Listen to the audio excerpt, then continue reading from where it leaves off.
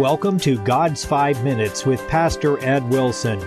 Reach him at gods5minutes@gmail.com. Now, here's Ed Wilson with God's 5 Minutes. Hello, friends. Old Brother Malachi preached in 1:8 of his book, "And if ye offer the blind for sacrifice, is it not evil? And if ye offer the lame and sick, is it not evil? Offer it now unto thy governor. Will he be pleased with thee and accept thy person? Saith the Lord of hosts." The man of God here vehemently rebukes a sneaking, cheap practice of the priests who were offering maimed and diseased animals in the sacrifice.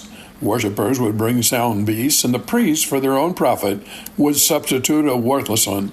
So Malachi, with a sudden, sharp thrust, rebukes the fraud.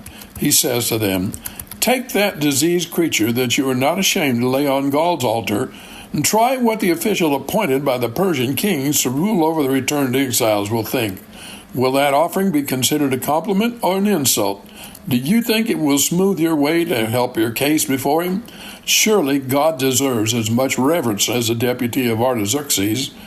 In just the same way, the gifts we lavish on people can serve as condemnation of the gifts we bring to God. For instance, the generous love we give to one another can beggar the love we bring to him. How strong, how very active, how delighting in sacrifice and service.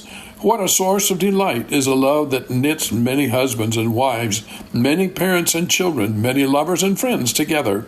And in dreadful contrast, how careless, how sporadic and interrupted, how reluctant when called upon for service and sacrifice, how little active in our lives can become the love we bring to God.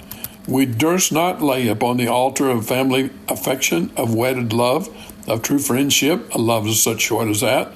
How then dare we take indifferent attendance at worship services, half-hearted attention to the necessary works that keep a congregation able to maintain its facilities and presence in a community, heedless disregard to careful, holy living to God, and expect Him to be satisfied? Malachi's message hints at the antidote to this pit of the devil into which, if he cannot force the outright backsliding of Christians, he will try to drag us all. The guilt and shame of Malachi's reproach need not fall on any of God's children.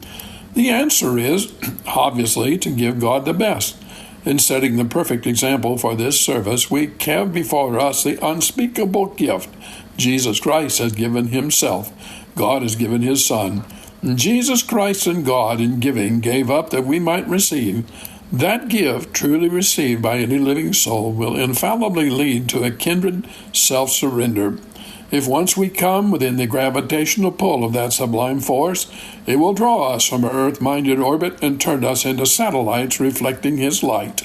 To have self for our center is death and misery. To have Christ for our center is life and blessedness.